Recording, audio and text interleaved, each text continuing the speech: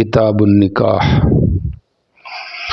پیچھے کتاب المناسک کا ذکر تھا اور اب ذکر آ رہا ہے کتاب النکاح کا۔ محدثین کی جو طرز ہے انعقاد کتب کی وہ مختلف ہے۔ عموماً صوم کو مقدم کیا جاتا ہے مناسک پر، اور اس کی جو وجہ تھی وہ پیچھے گزر چکی ہے کہ عبادت مالی، عبادت بدنی اور پھر مناسک کے اندر دونوں چیزیں جمع ہیں۔ اور مصنف نے جو صوم کو مؤخر کیا ہے اس میں یہ نکتہ ہو سکتا ہے کہ پہلے وجودی عبادات کو ذکر کیا اور صوم از قبیل تروک ہے، اس میں ترک عبادت ہے، تو اس لیے اس کو آخر میں ذکر کیا۔ پھر اکثر نسخوں میں تو ایسے ہی ہے جیسے ہمارے سامنے ہے۔ خطابی کا جو نسخہ ہے وہاں پہ صوم نکاح سے پہلے ہے، اور یہاں ہمارے نسخے میں صوم نکاح کے بعد ہے۔ تو اس میں کیا نکتہ ہے کہ نکاح کو مقدم کر دیے صوم پر؟ تو اس کی ایک وجہ تو یہ ہو سکتی ہے کہ صوم کو بدل قرار دیا گیا نکاح کا حدیث میں۔ آگے آ رہا ہے وَمَن لَّمْ يَسْتَطِعْ فَعَلَيْهِ بِالصَّوْمِ، تو بدل بعد میں ہوتا ہے، اس لیے اس کو مؤخر کیا۔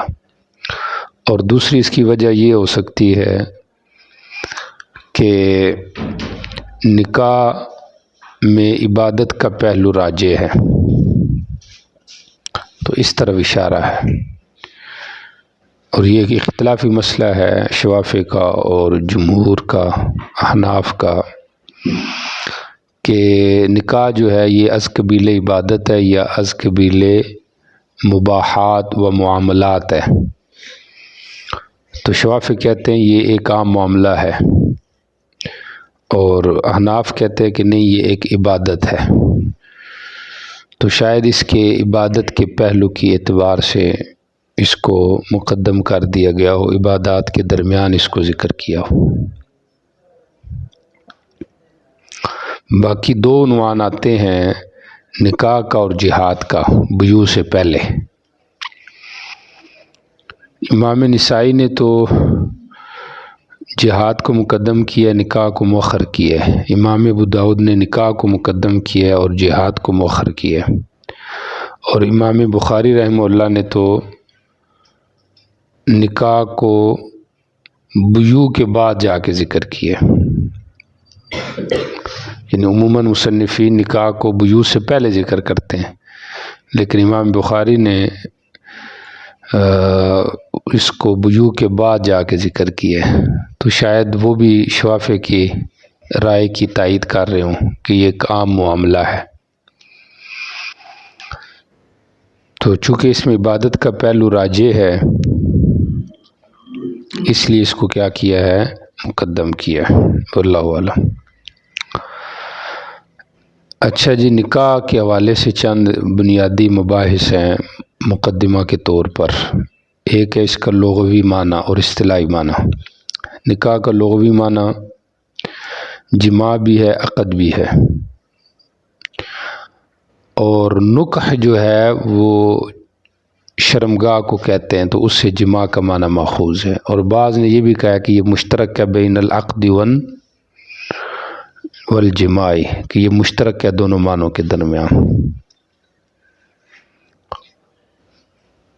احناف کے ہاں جماع کا معنی، نکاح جو ہے یہ جماع کے معنی میں حقیقی ہے، اور شوافی کے ہاں یہ عقد کے معنی کے اندر حقیقی ہے۔ ثمرہ اختلاف نکلے گا وَلَا تَنْكِحُوا مَا نَكَحَ آبَاؤُكُمْ۔ ہمارے ہاں منکوحۃ الاب سے جیسے نکاح حرام ہے، تو مزنیۃ الاب سے بھی نکاح حرام ہے، کیونکہ لا تنکحوا ما نکح، نکح عام ہے یعنی ما دخلا، چونکہ ہم نے کہا نا نکاح سے مراد دخول ہے، عقد نہیں، حقیقی معنی کے اعتبار سے۔ تو باپ نے جس سے زنا کیا اس سے بھی تم نکاح نہیں کر سکتے۔ تو تو حرمت مصاہرہ کا جو ثبوت ہے ہمارے ہاں جس طریقے سے عقد کے ذریعے سے ہوتا ہے اس طریقے سے زنا کے ذریعے سے بھی ہوتا ہے، تو یہ گویا کہ ثمرہ اختلاف ہوگا۔ اور شوافع کے ہاں نکاح جو ہے یہ عقد کے معنی میں ہے، لہذا صحیح نکاح میں تو حرمت مصاہرہ آئے گی، لیکن زنا کے ذریعے سے حرمت مصاہرہ نہیں آئے گی۔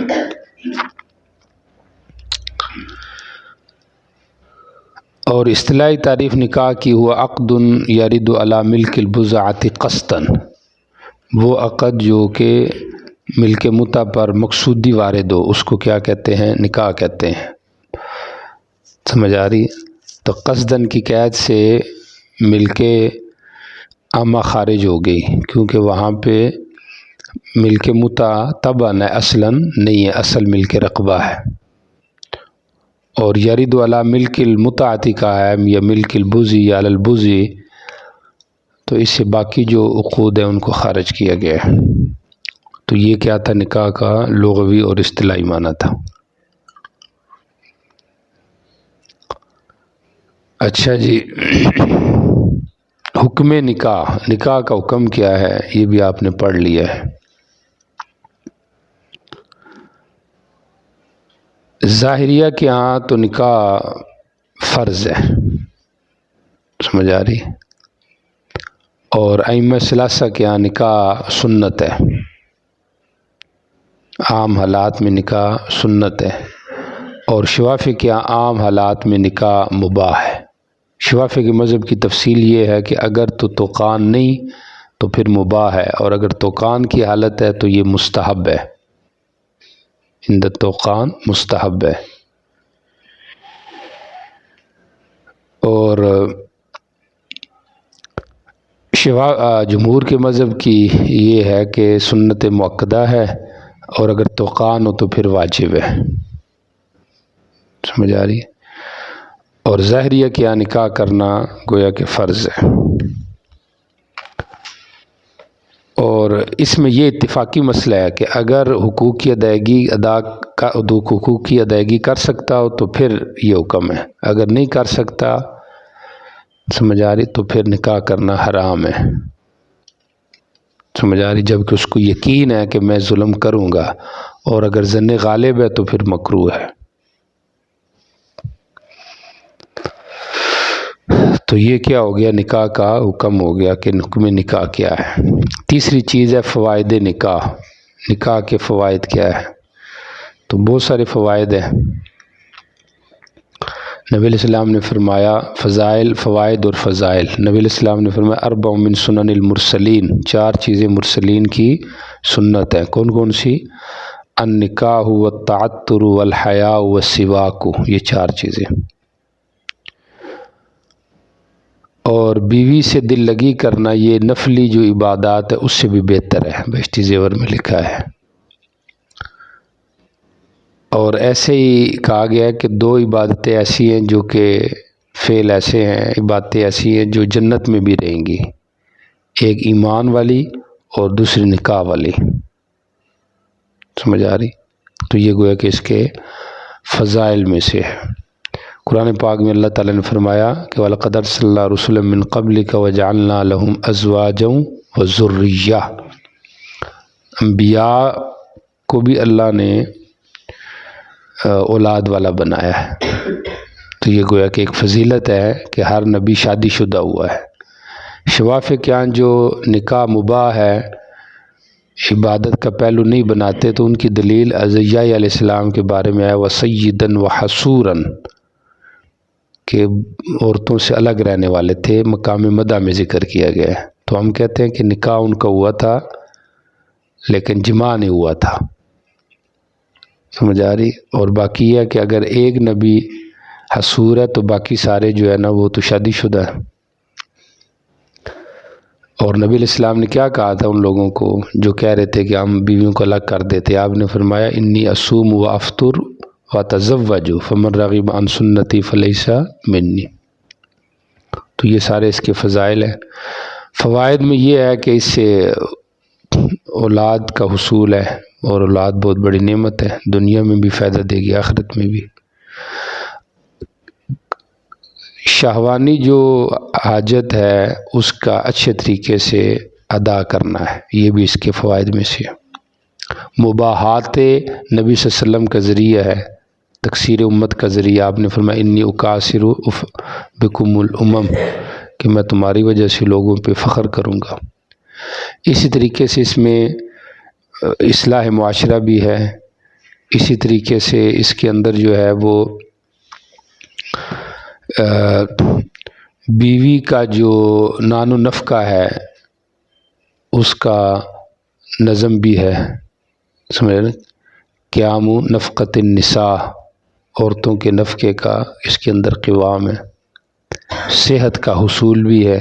تو یہ ساری چیزیں کیا ہیں، نکاح کے فوائد میں سے ہے۔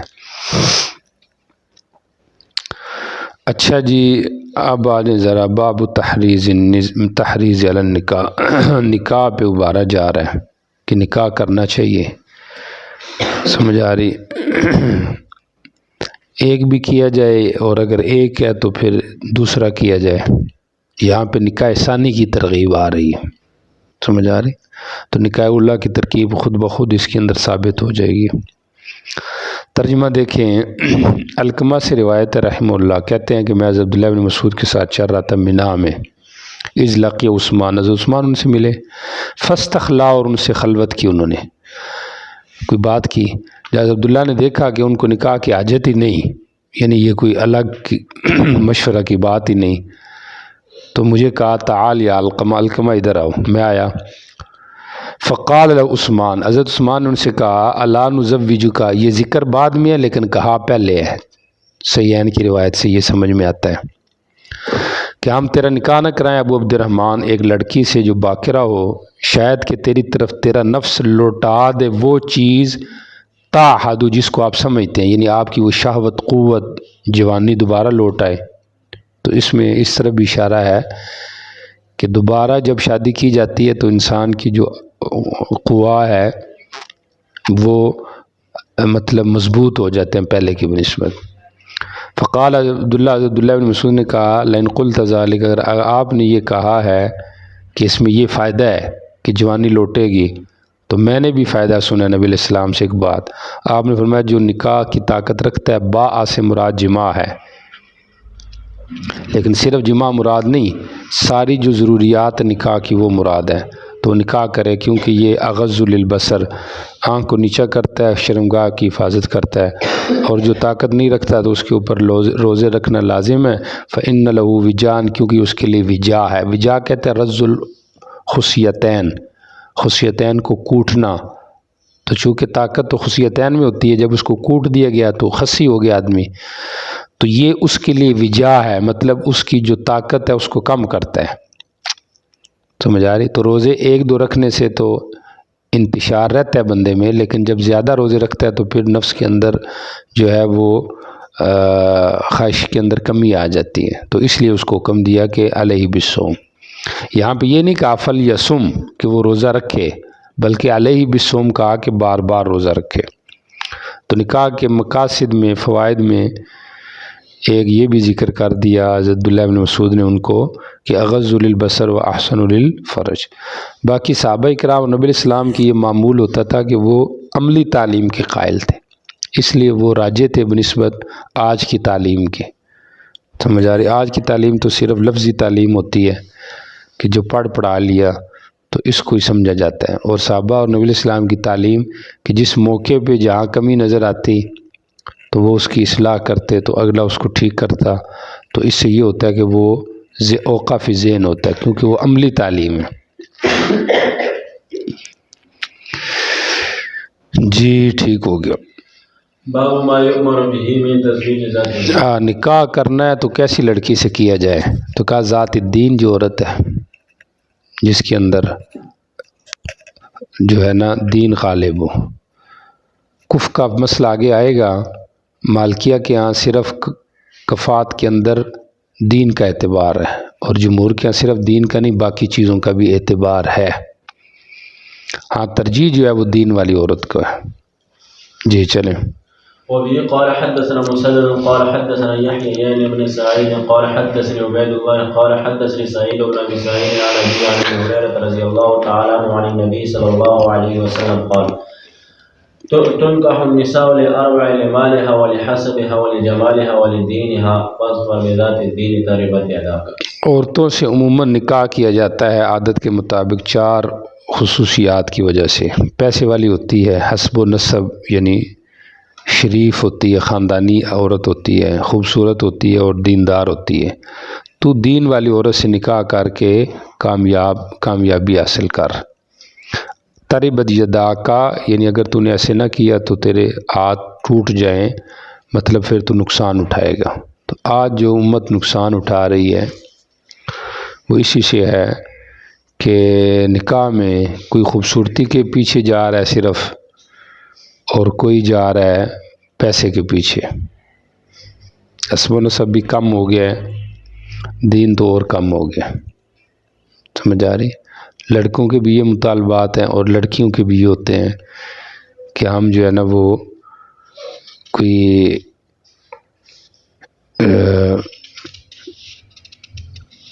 اچھا لڑکا ہو جو کہ پڑھا لکھا لڑکا ہو، یعنی نمازی، اور یہ چیزیں جو ہے نا وہ نہ بھی ہوں تو چل جائے گا کام.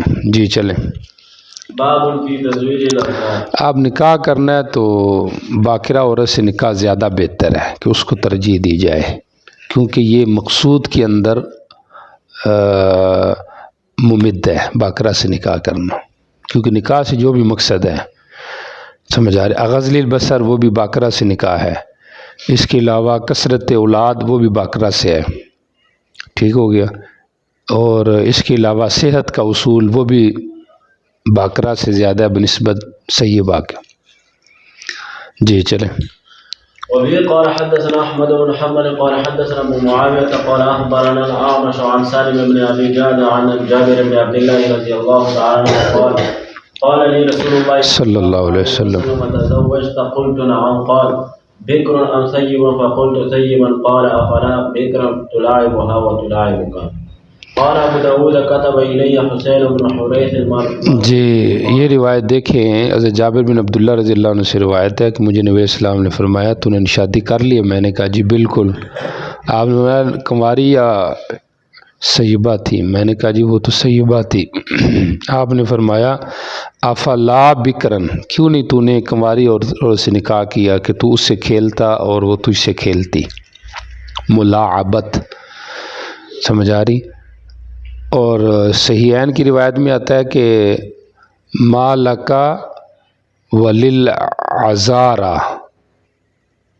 سمجھ آ رہی کہ نہیں، ولعابہا یا ولعابہا، کہ کنواری عورتیں سے تو نے نکاح کیوں نہیں کیا، اور اس کا جو لعاب ہے یعنی اس کے ساتھ جو کھیلنا ہے، سمجھ آ رہی، اور یا لعابہا اس کا جو لعاب ہے منہ کا، تو اس سے تو فائدہ حاصل کرتا، تو یہ تیرے لیے بہتر نہیں تھا. تو جاریہ جو ہوتی ہے نا بکرن، تو اس میں ملاعبت ہوتی ہے. اس کی وجہ یہ ہے کہ عمر کے لحاظ سے چونکہ وہ کم ہوگی، تو کم عمر جو لڑکی ہوگی ظاہری بات ہے تو اس کے اوپر ذمہ داری زیادہ نہیں ہوگی. تو جب ذمہ داری زیادہ نہیں ہوگی تو وہ ٹینشن سے آزاد ہوگی. تو لعاب ملاعبہ بھی وہی کرے گا جو ٹینشن سے آزاد ہوگا. سمجھ، جس کے اوپر ٹینشن ہوگی تو وہ کھیل کود نہیں کرے گا. تو مطلب تفریح کا جو سامان ہے، خوشی کا جو سامان باکرہ عورت سے نکاح کے اندر ہے وہ سیبہ کے اندر نہیں ہے. تو اس لحاظ سے تجھے وہ کرنا چاہیے. باقی لعاب کا جو ذکر ہے تو وہ بھی حضرت ابن حجر نے کہا ہے کہ اس کا بھی جواز حدیث سے ثابت ہوتا ہے. جی چلے. قال ابو داود كتب الي حسين بن حريث المروزي قال حدثنا الفضل بن موسى عن الحسين بن واقد عن عمارة بن ابي حفصة عن إكرمة عن ابن عباس رضي الله تعالى عنه قال جاء رجل الى النبي صلى الله عليه وسلم فقال ان امرأتي لا تمنع يد لامس. قال غربها. قال اخاف ان تتبعها نفسي. قال فاستمتع بها. ایک آدمی نبی علیہ السلام کے پاس آیا، اس نے کہا میری جو عورت ہے وہ کسی ہاتھ لگانے والے کے ہاتھ کو واپس نہیں کرتی. آپ نے کہا طلاق دے دو اس کو. لا تمنع ید لامس کی 3 توجیہ کی گئی ہیں. وہ زانیہ ہے، جو زنا اسے کرنا چاہتا ہے تو وہ منع نہیں کرتی. سمجھ آ رہی؟ دوسرا ترجمہ یہ کیا گیا ہے کہ وہ سخی ہے، جو آدمی جس سے مانگتا ہے تو وہ اس کو دے دیتی ہے، میری اجازت کے بغیر میرا مال خرچ کرتی ہے۔ تیسرا لمس سے مطلق لمس مراد ہے ذائقہ، کہ کوئی آدمی اس کو ہاتھ لگائے، زنا نہیں بلکہ مطلق ظاہری استمتاع اس سے کرے تو وہ اس کے اندر کوئی زیادہ خیال نہیں رکھتی۔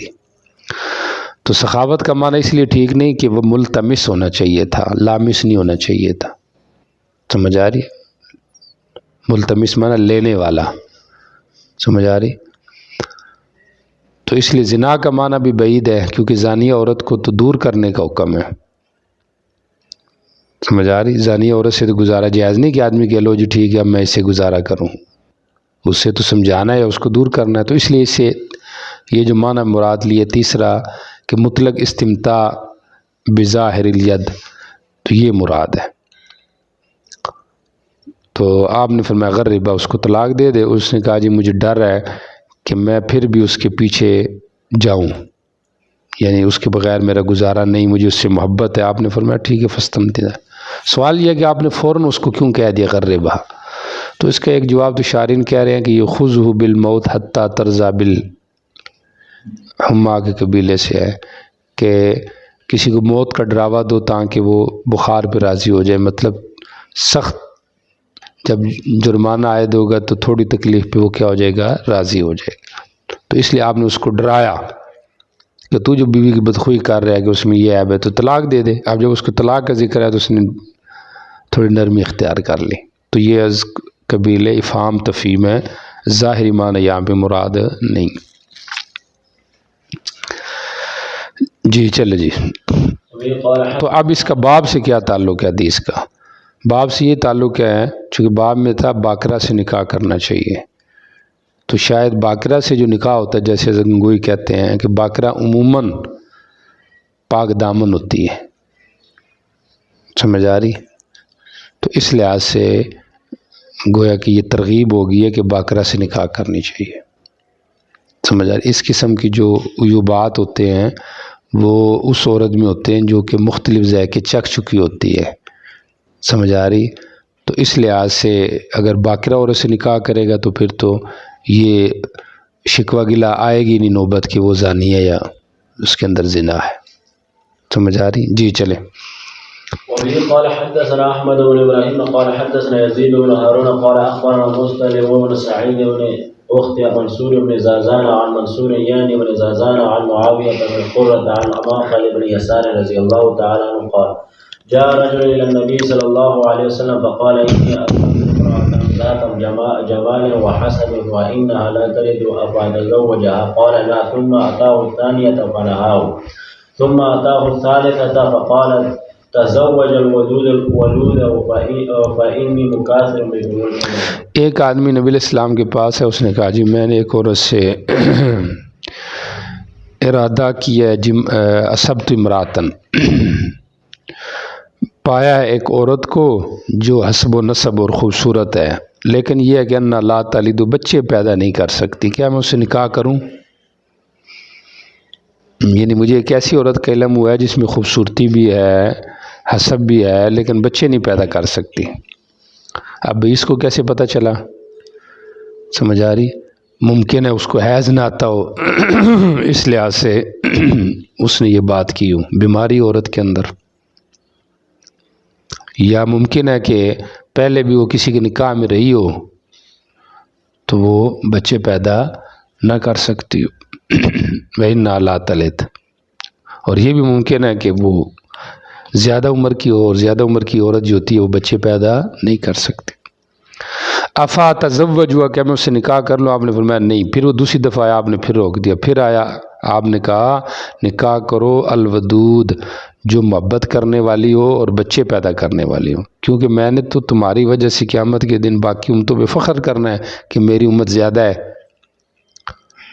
تو ولود اور ودود اس عورت میں ہوگا جو جاریہ ہوگی، باقرہ ہوگی، جو بڑی عمر کی عورت ہوگی اس کے اندر وہ مودت یا وہ اولاد کی پیدائش نہیں ہے۔ تو مجاری آج کل جو معاشرے میں اولاد کم پیدا ہو رہی ہے، اس کی اور وجوہات میں سے ایک وجہ یہ بھی ہے کہ نکاح لیٹ ہوتے ہیں۔ اب جب عورت کا نکاح 30 سال کی عمر میں 28 سال کی، تو بچے تو اس نے زیادہ سے زیادہ دینے ہیں 45 تک کر لیں چلے، سمجھ آ رہی، اور 40 کریں عام طور پر جو دیتے ہیں، تو 10 سال میں کتنے بچے پیدا کرے گی؟ تو اگر بر وقت نکاح ہوگا، مثلا عورت 18-20 سال میں اس کا نکاح ہو، تو 20 سال سے لے کر 40 سال تک 20 سال کا عرصہ ہے، تو 20 سال میں اگر 2 سال کے وقفے سے بھی دے تو پھر بھی 10 بچے تو بنتے ہیں نا، کیا خیال ہے؟ جی ٹھیک ہو گیا۔ بہرحال ان احادیث سے باکرہ عورت جو ہے اس سے نکاح کی ترغیب ہے کہ ایسی لڑکی کو پسند کرنا چاہیے۔ ہاں اگر کوئی عارضہ ہو تو پھر مسئلہ نہیں ہے، جیسے حضرت جابر کی وہ جو روایت ہے بخاری میں، وہ مفصل ہے کہ انہوں نے کہا کہ میرے والد احد میں شہید ہو گیا، اب پیچھے میری بہنیں ہیں، چھوٹی ہیں، 7 ہیں یا 9 ہیں، تو اب میں نے کہا کہ چلو سمجھدار عورت ہوگی جو میرے گھر کا نظام بھی چلائے گی۔ آپ نے کہا فلا اذن، اب کوئی مسئلہ نہیں ہے، تو عذر ہو تو الگ بات ہے، سمجھ آ رہی، ورنہ باکرہ جو لڑکی ہے اس کو کیا کرنی چاہیے؟ ترجیح دینی چاہیے۔ جی چلے جی، باب فی قول تعالی الزانی لا ينكح الا زانی۔ پیچھے چونکہ زنا کی حدیثیں بھی آئی تھی اس لیے اس مناسبت سے یہ باب قائم کر دیے کہ زانی نکاح نہ کرے مگر زانیہ سے۔ اب سوال ہے کہ یہ خبر ہے یا نہیں ہے؟ سمجھ آ رہی، اگر نہیں ہے کہ نہ نکاح کرے مگر زانیہ سے، تو نہ تو یہ چاہیے کہ پھر زانیہ کا عفیف سے یا عفیفہ کا زانی سے نکاح نہ ہو، حالانکہ وہ تو جائز ہے، تو نہیں خبر ہے۔ تو اگر خبر ہو کہ زانی نکاح نہیں کرتا خارج میں مگر زانیہ سے، تو یہ تو نہیں، الٹ بھی ہمیں نظر آتا ہے، سمجھ آ رہی۔ تو جواب اس کا یہ ہے کہ یہ عام عادت کا بیان ہے، سمجھ آ رہی، کہ عموماً ایسے ہوتا ہے کہ برا جو ہے وہ برے کی طرف مائل ہوتا ہے، سمجھ آ رہی، خبر ہے لیکن عام عادت کے مطابق ہے، حقیقت پر معمول نہیں ہے کہ ہر فرد کو یہ حکم شامل ہو۔ دوسرا جواب یہ ہے کہ یہ نکاح کی زنا کی مذمت کا بیان ہے کہ زنا اتنی بری چیز ہے کہ پھر اس زنا والے سے پھر زنا والا ہی جائے گا، دوسرا نہ جائے اس طرف، یا نہیں جاتا، تو یہ اس کی طرف اشارہ ہے۔ یا تیسرا جواب یہ دیا گیا یہ منسوخ ہے، یہ کیا ہے؟ منسوخ ہے، پہلے تو یہی حکم تھا لیکن بعد میں حکم ہو گیا وَأَنْكِحُوا الْأَيَامَ مِنْكُمْ کہ ایامہ کا نکاح کراؤ، تو وہاں پہ مطلق ایامہ ہے، چاہے وہ زانی ہیں یا نہیں ہے، اور پھر کن سے نکاح کرانا اس کا بھی ذکر نہیں ہے، تو اس لحاظ سے اب یہ نکاح کیا ہے؟ جائز ہے۔ بات سمجھ آ رہی؟ الزانی لا ينکح الا زانیۃ او مشرکہ، باقی زنا اور مشرک کو اکٹھا کیوں ذکر کیا ہے؟ چونکہ جیسے مشرک ایک دروازے پہ راضی نہیں ہے اللہ کے دروازے پہ، اسی طرح جو زنا کی جس کو عادت ہو جائے تو وہ بھی ایک محل پہ راضی نہیں ہے، سمجھ آ رہی، تو وہ بھی آگے پیچھے منہ مارتا ہے لیکن گند میں ہی مارتا ہے، اس سے کوئی فائدہ حاصل۔ اللہ نے اچھے رستے دیے ہوئے ہیں، 4 تک نکاح کی اجازت دی ہے، تو بندہ عفت کے ساتھ 4 نکاح کرے، 1 کرے، 2 کرے، 3 کرے، 4 کرے، سمجھ آ رہی کہ نہیں آ رہی؟ جی چلیں۔ وبه قال حدثنا ابراهيم بن محمد التيمي قال حدثنا يحيى عن عبيد الله بن اخنس عن عمرو بن شعيب عن ابي عن جده رضي الله تعالى عنه ان مرثد بن ابي مرثد الغنمي كان يحمل الاسارى بمكة وكان بمكة بغي يقال لها عناق وكان صديقته. قال جئت الى النبي صلى الله عليه وسلم فقلت يا رسول الله انكح عناق، قال فسكت عني فنزلت والزانية لا ينكحها إلا زاني أو مشرك فدعاني فقرأها علي وقال لا تنكحها۔ یہ مرثد بن ابی مرثد کا واقعہ ہے، عناق نامی عورت سے اس کی ان کی دوستی تھی جاہلیت میں۔ مشرکین جب ہجرت ہو گئی تو مکہ میں جو قیدی تھے تو ان کے تعاون کے لیے یہ آتے، رات کو جو قیدی ہوتے تھے ان کو اٹھا کے تو لے آتے، بڑے طاقتور اور بہادر صاحب بھی تھے۔ تو یہ وہ واقعہ ہے، یہاں پہ تو مختصر ہے کہ یہ ان کو لینے کے لیے گئے قیدیوں کو وقت مقرر پہ، تو وہاں پہ جب پہنچے تو عناق نامی عورت جو تھی اس کی سہیلی وہ اس کو مل گئی، اور اس نے پھر اس کو دعوت دی زنا کی، تو اس نے کہا کہ ان اللہ حرم الزنا، اللہ نے تو زنا کو حرام کیا ہے، تو اس نے شور ڈال دیا تاکہ لوگ اس کو پکڑ لیں۔ تو اس نے شور ڈالا کہ یہ تمہارے قیدی اٹھا کے لے کے جا رہا ہے۔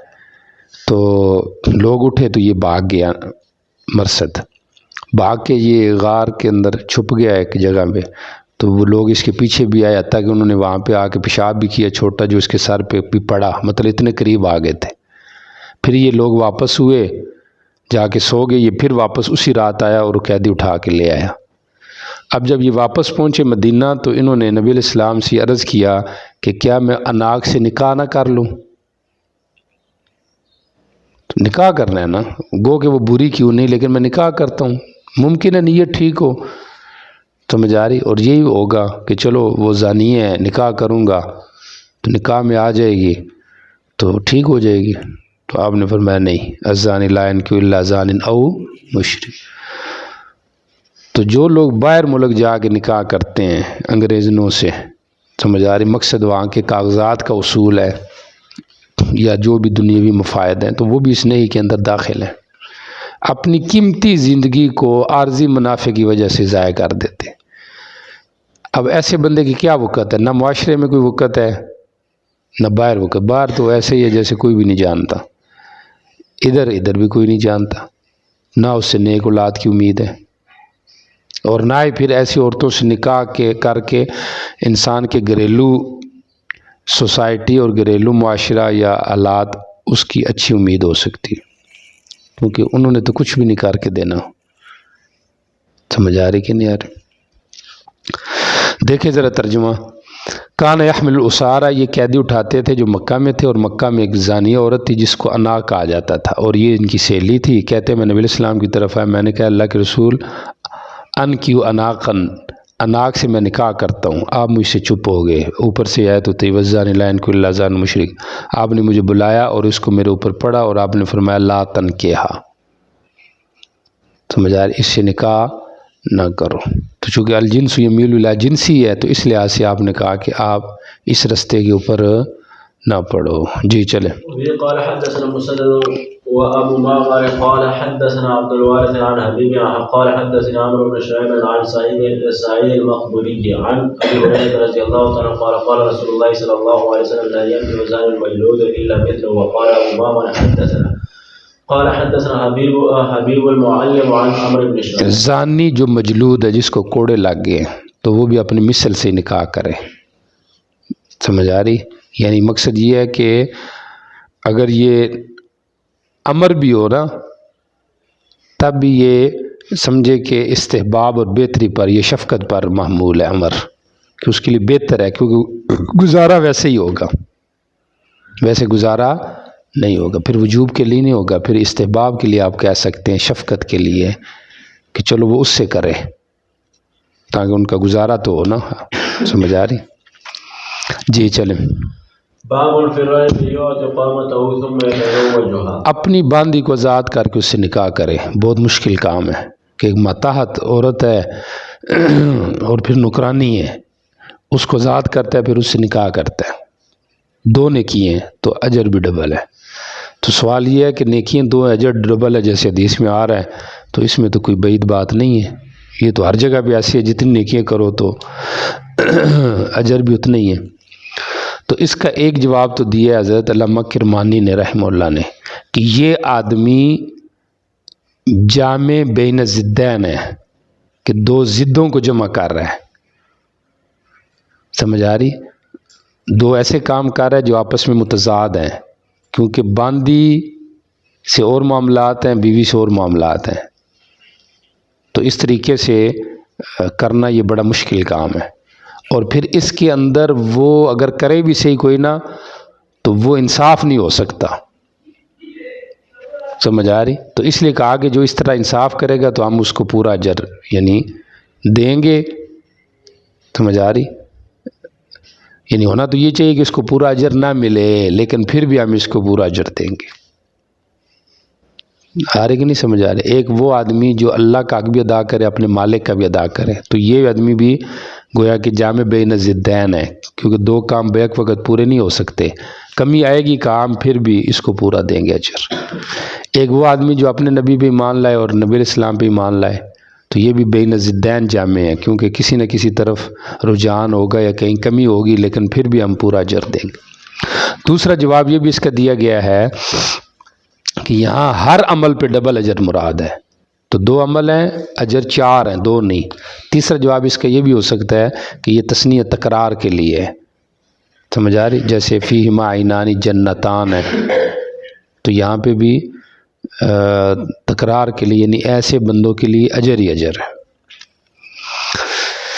جی چلیں جی۔ وبه قال حدثنا حناد بن سري قال حدثنا عبثر عن مطرف عن عامر عن ابي برده عن ابي موسى رضي الله عنه قال قال رسول الله صلى الله عليه وسلم من اعتق جاريته وتزوجها كان له الاجران۔ وبه قال جی، جس نے اپنی باندی کو آزاد کیا اور اس سے نکاح کیا، ٹھیک ہو گیا۔ وبه قال حدثنا عمرو بن عون قال اخبرنا ابو عوانة عن قتادة وعبد العزيز بن صهيب عن انس رضي الله تعالى عنه ان النبي صلى الله عليه وسلم اعتق صفية وجعل عتقها صدقة۔ نبی علیہ السلام نے حضرت صفیہ سے کو آزاد کیا، یہ خیبر کے موقع پہ قید ہوئی تھی، اور ان کی آزادی کو ان کا مہر بنایا، ٹھیک ہو گیا۔ تو چونکہ عتق کے بعد نکاح ہے، اس لیے یہاں پہ اس کو ذکر کیا ہے۔ باقی بغیر مہر کے نکاح کرنا، اس کا کیا حکم ہے، یہ آپ نے فقہ میں پڑھا بھی ہے، ادھر بھی کچھ نہ کچھ اس کی وضاحت ہے۔ تو نبی علیہ السلام کے حوالے سے تو یہ بات ہے کہ یہ آپ کی تخصیص ہے کہ آپ کسی کی آزادی کو مہر بنا سکتے ہیں، ختم ہوگی بات۔ دوسرا جواب یہ ہے کہ یہ راوی کا اپنا وہم گمان ہے کہ عتق کو صداق بنایا، حالانکہ اس موقع پہ آپ نے ذکر نہیں کیا، اس کا مہر آپ نے رکھا تھا۔ چنانچہ بعض روایتوں میں آتا ہے کہ آپ نے رزینہ اپنی خادمہ کو مہر کے طور پہ اس کو دیا تھا، گو کہ روایت ضعیف ہے، بہرحال یہ کہ رزینہ کے مہر کا دیا جانا بطور مہر کی یہ ذکر ہے، سمجھ آ رہی؟ اور تیسرا جواب یہ ہے کہ آپ کے لیے، آپ کی یہ خصوصیت تھی کہ آپ بغیر مہر کے بھی نکاح کر سکتے ہیں۔ قد فرضنا علیہم فی ازواجہم وما ملکت ایمانہم، لیکن آ گیا تھا نا خالصۃ لک من دون المؤمنین، یہ حکم آپ کے لیے خالص ہے، بغیر مہر کے نکاح کرنا، تو لہٰذا اس لحاظ سے یہ آپ کی خصوصیت تھی۔ تو باقی عتق کا صداق کا یہ راوی کا اپنا بیان ہے۔ اچھا، اگر کوئی ایسی باندی ہو جس کے عتق کو مہر بنایا گیا تو پھر اب کیا حکم ہے؟ تو اس کے بارے میں تفصیل یہ ہے کہ اگر تو اس سے نکاح ہو گیا ہے تو پھر تو مہر ہے ہی ہے۔ اب مہر شوافی کہتے ہیں آپس میں مقرر کر لیں، حنفیہ کہتے ہیں مہر مقرر نہیں ہوا، نکاح ہوا، لہذا مہر مثل ہے، ٹھیک ہو گیا۔ لیکن اگر ایسی جو عورت ہے وہ نکاح کرے ہی نہیں بعد میں مالک سے، تو اب سمجھ آ رہی؟ تو اب مالکیہ تو کہتے ہیں کہ اس کے ذمہ کچھ بھی نہیں ہے، ٹھیک ہو گیا۔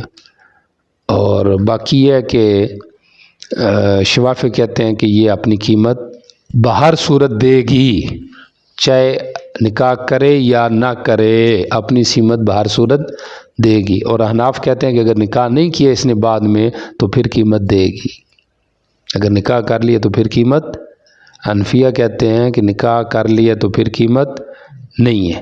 شوافی کہتے ہیں قیمت دینی ہی دینی ہے، کیونکہ اس نے کہا تھا مجھے آزاد کر دو، میں نکاح کروں گی، سمجھ آ رہی؟ تو اس کے کہنے پہ گویا کہ وہ آزاد کر رہا ہے، تو لہذا اس نے قیمت دینی ہے۔ مالکیہ کہتے ہیں کہ کسی صورت میں بھی قیمت نہیں دینی ہے۔ جی چلے جی۔ توجہ کریں، کچھ رشتے جو ہے وہ رضاعت کی وجہ سے حرام ہو جاتے ہیں، یعنی ایسی اور رضائی جو عورتیں ہیں، رضائی بانجی ہے، رضائی بھتیجی ہے، سمجھ آ رہی ہے، تو ان سے نکاح کرنا حرام ہے، ایسی عورتوں سے، لڑکیوں سے نکاح کرنا جائز نہیں۔ رضاعت کسے کہتے ہیں آپ نے پڑھ بھی لیا خیر سے، کس کو کہتے ہیں لغوی معنی؟ مس الصبی ثدی المرأتی، اس کو کیا کہتے ہیں؟ رضاعت۔ اور اصطلاحی تعریف مس الرضی ثدی المرأتی یا آدمیتی فی زمن مخصوص۔ اب مخصوص زمانہ کیا ہے؟ 2 سال، اور امام صاحب کے 2.5 سال ہے، بات سمجھ آ رہی؟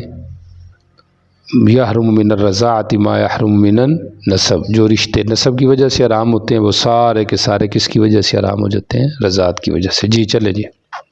وبه قال حدثنا عبد الله بن مسلم عن مالك عن عبد الله بن دينار عن سليمان بن يسار عن عروة عن عائشة رضي الله تعالى زوج النبي صلى الله عليه وسلم أن النبي صلى الله عليه وسلم قال يحرم من الرضاعة ما يحرم من الولادة۔ ٹھیک ہو گیا۔ وبه قال حدثنا عبد الله بن محمد النفيلي قال حدثنا زهير عن هشام بن عروة عن زينب بنت أم سلمة عن أم سلمة رضي الله تعالى عنها أن حبيبة قالت يا رسول الله هل لك في أختي؟ قال فأفعل ماذا؟ قالت فتنكحها. قال أختك؟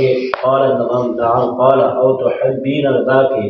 قال لست بمخلية بك وأحب ما شركني من خير أختي. قال فإنها لا تحل لي. قالت فوالله لقد أخبرت أنك تخطب درة أو ذرة شكا بنت أبي سلمة. قال بنت أم سلمة قالت نعم. قال ما والله لو لم تكن ربيبتي في حجر ما حلت لي. إنها ابنة أخي من الرضاعة أرضعتني وأباها ثويبة فلا تعرضن علي بناتكن ولا أخواتكن۔ ترجمہ دیکھیے، حضرت ام حبیبہ رضی اللہ تعالیٰ عنہ کہتی ہیں اللہ کے رسول کیا آپ کو میری بہن میں حاجت ہے؟ حلق فی اختی، آپ نے فرمایا فافعل ماذا، میں کیا کروں؟ فافعل ماذا، سمجھ کون سی چیز ہے کہ میں اس کو کروں؟ کیا کہنا چاہتی ہو بتاؤ کیا کروں؟ تو انہوں نے کہا فتن کیوں، آپ اس سے نکاح کر لیں۔ آپ نے فرمایا اختہ کی تیری بہن ہے؟ انہوں نے کہا جی ہاں۔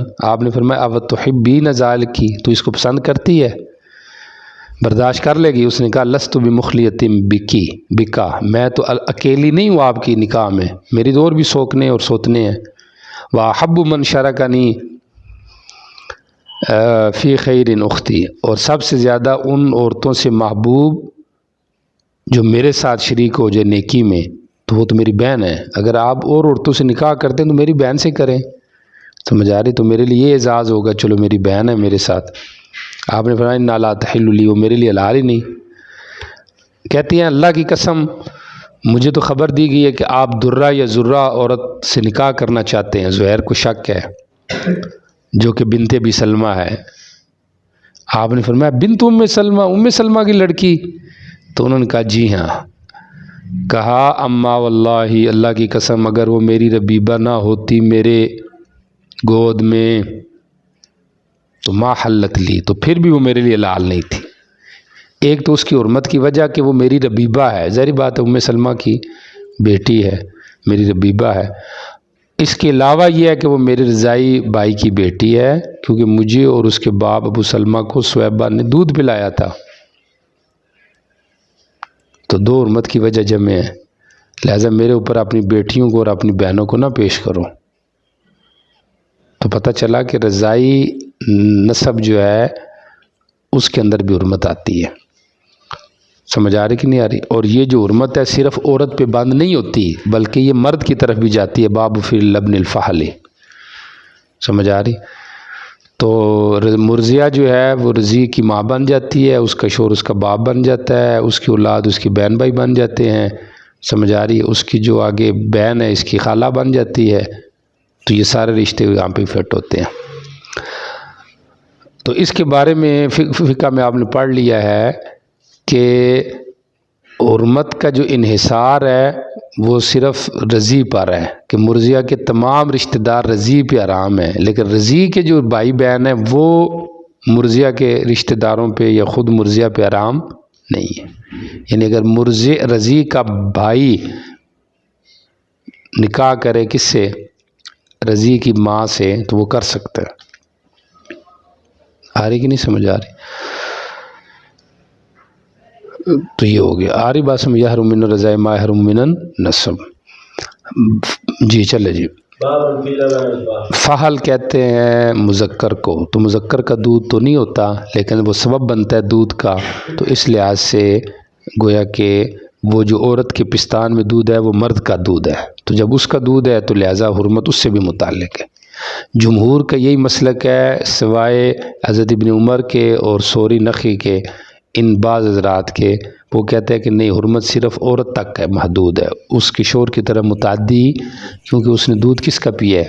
عورت کا۔ اور دوسری دلیل ان کی یہ ہے کہ جس آیت حرمت کے اندر اللہ نے مختلف اقارب کا ذکر کیا حرمت والے، تو وہاں پہ نسبی رشتہ داروں میں مرد عورت دونوں کا ذکر کیا، خالاتکم و اماتکم، تو پھوپھی وہ ہے جو باپ کی طرف سے ہو، سمجھ آ رہی؟ لیکن رضاعت کی جب باری آئی ہے تو وہاں پہ مرد کا ذکر نہیں کیا، واماتکم اللاتی ارضعنکم، ماؤں کا ذکر ہے، وہاں پہ باپ کا یا کسی پھوپھی وغیرہ کا ذکر نہیں کیا۔ تو پتہ چلا کہ حرمت صرف ماں پر محدود ہے، لیکن جمہور کہتے ہیں کہ نہیں، ایک تو یہ روایت ہے اور دوسرا عموم بھی ہے، یحرم من الرضاع ما یحرم من النسب۔ جی چلیں۔ وبه قال حدثنا محمد بن كثير العبدي قال اخبرنا سفيان عن هشام بن عروة عن عائشة رضي الله تعالى عنها قالت دخل علي افلح بن ابي القعيس، افلا بن ابی القعیس، یہ لفظ تو ہونا چاہیے افلا بن القعیس، اخو ابی القعیس، ٹھیک ہو گیا؟ تو یہاں پہ وہم ہے، ترمذی میں بھی یہ لفظ آیا ہوگا، کسی اور کتاب میں گزرا کسی جگہ پر کہ یہ کیا ہے، اصل میں یہ افلا بن القعیس ہے، سمجھ آ رہی؟ اخو ابی القعیس ہے۔ جی چلیں۔ فاستترت منه قالت میں اسے چھپ گئی، جی، تستترين مني وانا اعم، میں تیرا چچا ہوں تو مجھ سے چھپ رہی ہے، جی، قلت من اين؟ قال کس طریقے سے آپ میرے چچا ہیں؟ جی، امرأة اخي، میرے بھائی کی بیوی نے آپ کو دودھ نہیں پلایا؟ جی، قالت انما ارضعتني المرأة ولم يرضعني الرجل، فدخل علي رسول الله صلى الله عليه وسلم وحدثته فقال انه عمك فليلد عليك، مجھے تو عورت نے دودھ پلایا، مرد نے تو دودھ نہیں پلایا، تو نبی الاسلام میرے اوپر آئے، میں نے واقعہ بیان کیا، آپ نے کہا یہ تیرا چچا ہی ہے، چاہیے کہ تیرے اوپر داخل ہو، سمجھ آ رہی؟ تو یہ جو رشتہ تھا یہ حضرت عائشہ کے جو رضائی باپ، اس کا نسبی بھائی تھا، رضائی باپ کا نسبی بھائی، سمجھ آ رہی؟ رضائی باپ کا نسبی باپ کا بھائی نہیں تھا، اور نہ رضائی باپ کا رضائی بھائی تھا، رضائی باپ کا نسبی بھائی تھا۔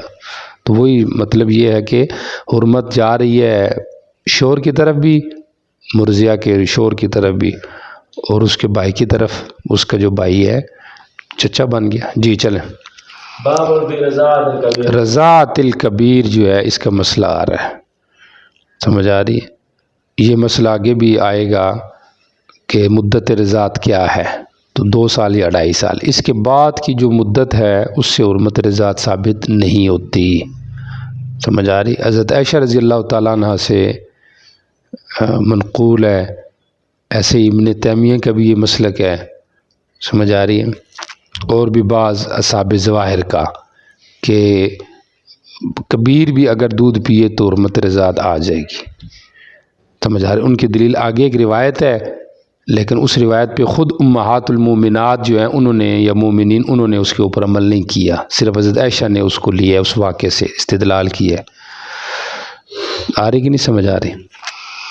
جی چلیں۔ تو چونکہ مصنف کیا راجع جمہور کا مذہب بھی تھا، اس لیے اس کو مقدم ذکر کیا ہے۔ جی چلیں۔ وبه قال حدثنا حفص بن عمر قال حدثنا شعبة وحدثنا محمد بن كثير قال اخبرنا سفيان عن اشعث بن سليم عن ابيه عن مسروق عن عائشة رضي الله تعالى عنها المعنى واحد ان رسول الله صلى الله عليه وسلم دخل عليه وعندها ان کے پاس ایک مرد بھی تھا، جی، قال حفص کے الفاظ یہ ہیں کہ آپ پہ یہ بڑا شاک گزرا، وتغير چہرہ بدل گیا، اتفقا قالت يا رسول الله انه اخي من الرزاق فقال انظرنا من اخوانكن فانما الرزاق من الرزاق، دیکھ لو اپنے بھائیوں کو، کیونکہ رضاعت تو مجاعت سے ہے،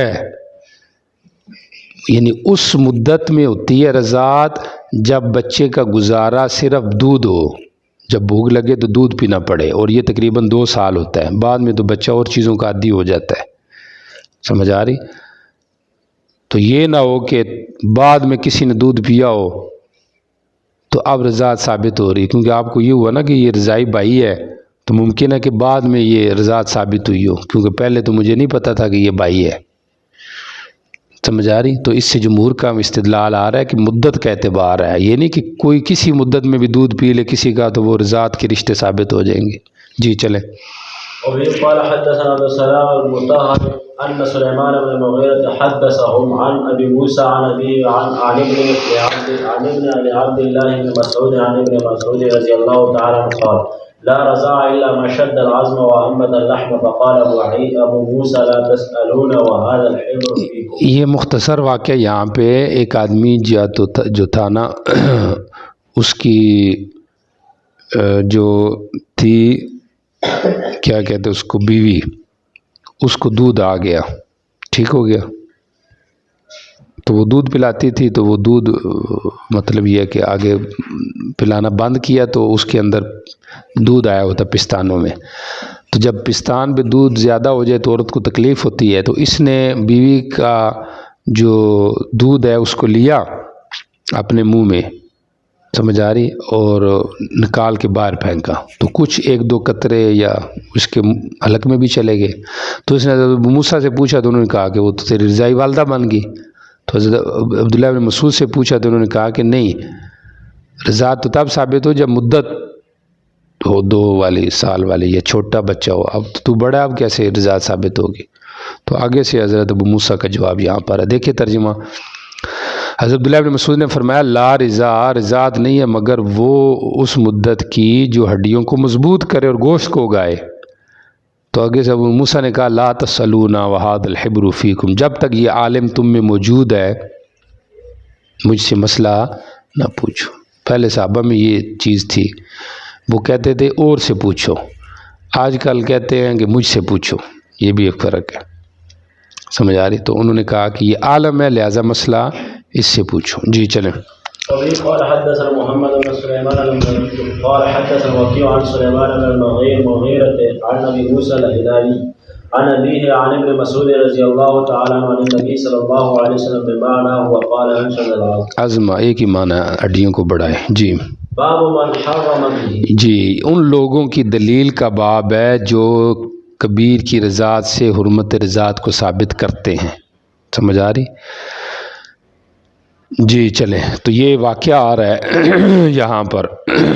جی وفي قال حدثنا احمد بن صالح قال حدثنا عمسة قال حدثني يونس عن ابن شهاب قال حدثني عروة بن زبير عن عائشة زوج النبي صلى الله عليه وسلم وأم سلمة رضي الله تعالى عنها أن أبا حذيفة بن عتبة بن ربيعة بن عبد الشمس كان تقنص، ابو حذیفہ نے حضرت سالم کو متبنہ بنا لیا تھا۔ جی وأنكح ابنة أخيه عند هند بنت ولید بن عتبة بن ربيعة وهو مولى لامرأة من الأنصار۔ توجہ کرے، یہ سالم مولا تھے انصاری ایک عورت کے، اور اس ابو حذیفہ نے اپنی بھتیجی ہند کا نکاح سالم سے کرا دیا تھا، سمجھ آ رہی؟ متبنہ یعنی سالم غلام کسی اور کے تھے، متبنہ کسی اور کے تھے، تو جس کے متبنہ تھے اس نے اپنی بھتیجی سے ان کا نکاح کرا دیا۔ جی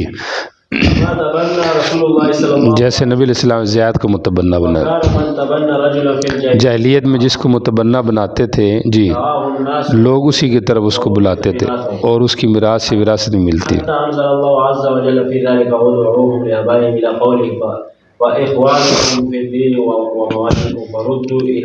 ان کو ان کے آبا کی طرف منسوب کرو۔ جی جی جس کا باپ معلوم نہ ہوتا تو اس کو مولا یا بھائی فی الدین کہا جاتا ہے، یہ میرا دینی بھائی ہے۔ جی چلیں۔ فجاء سهلة بنت سهيل بن عمرو القرشي ثم العمري وهي امرأة أبي حذيفة فقالت يا رسول الله، ابو حذیفہ یعنی جو متبنہ کا والد تھا نا، سمجھ آ رہی، اس کی بیوی آئی، اس نے کہا اللہ کے رسول جی سالم کو ہم بیٹا سمجھتے ہیں، میرے ساتھ رہتا ہے ابو حذیفہ سے ایک ہی گھر میں، اور مجھے وہ فضلاً دیکھتا ہے زائد کپڑوں میں۔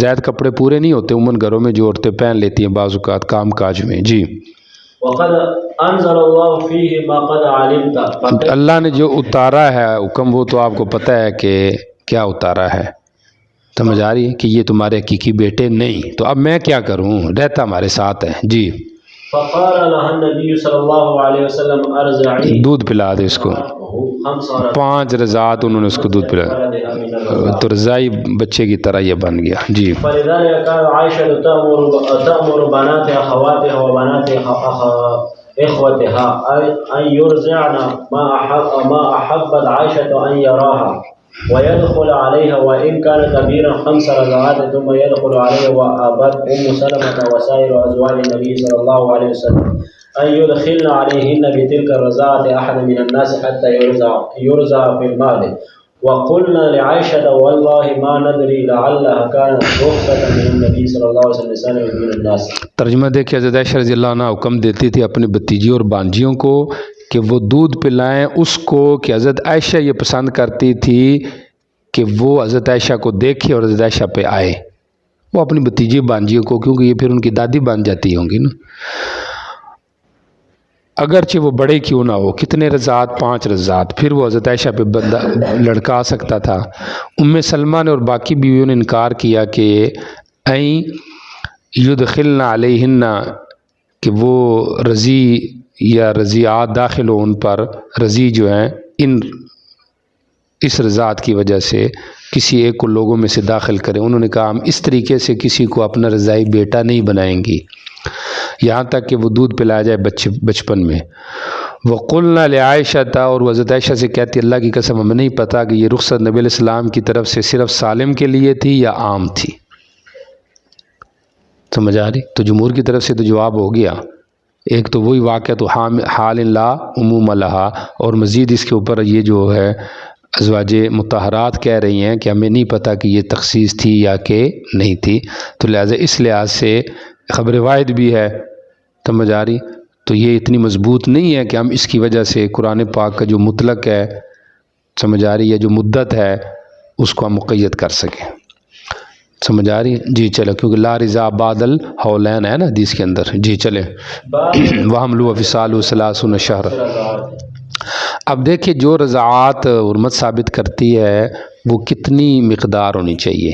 جمہور کے ہاں تو مطلق ہے، شوافع کے ہاں اس کے اندر مختلف اقوال ہیں، 5 رضاعات کا بھی ہے، 3 کا بھی ہے، سمجھ آ رہی؟ ایک سے ان کے ہاں نہیں ثابت ہوتی، 3 یا 5۔ امام احمد کی بھی ایک روایت ہے 3 کی یا 5 کی، حضرت عائشہ کی 5 کی بھی ہے، 7 کی بھی ہے، 10 کی بھی ہے، کہ تب جا کے حرمت رضاعت ثابت ہوگی۔